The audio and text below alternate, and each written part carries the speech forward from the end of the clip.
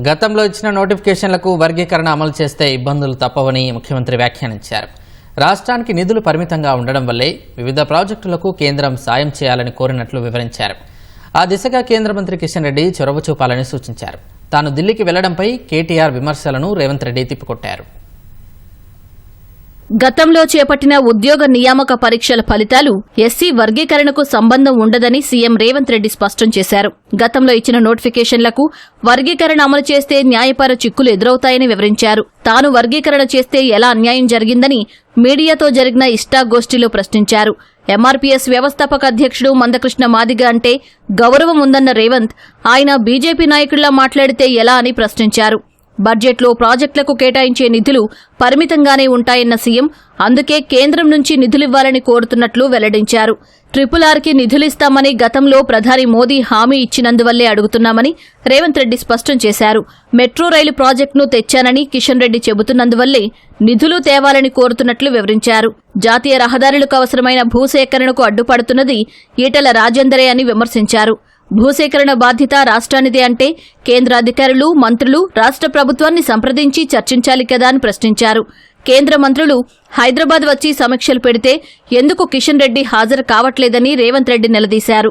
మాజీ ముఖ్యమంత్రి కేసీఆర్ బాధపడతాడని కిషన్ రెడ్డి రాలేదా అని అన్నారు.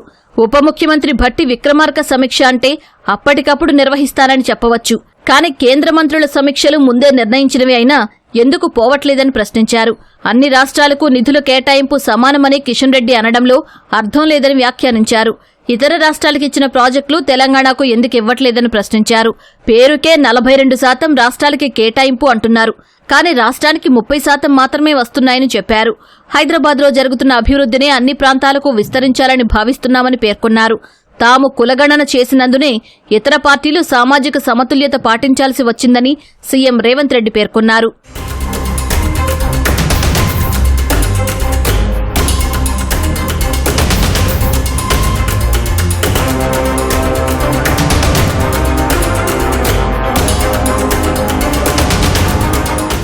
కేటీఆర్ చెల్లని రూపాయని వ్యాఖ్యానించిన సీఎం తాము 39 సార్లు కాకుంటే 99 సార్లు ఢిల్లీకి పోతే తప్పేంటని ప్రశ్నించారు.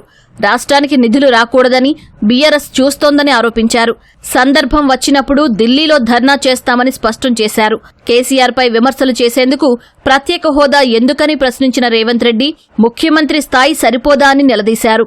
బీఆర్ఎస్ ప్రభుత్వం చేసిన 7.11 లక్షల కోట్లకి నెలకు 6,500 కోట్లు అప్పులు కడుతున్నామని చెప్పారు. కేటీఆర్, కిషన్ రెడ్డి కలిసే తిరుగుతున్నారని చెబుతున్నానని సీఎం వ్యాఖ్యానించారు.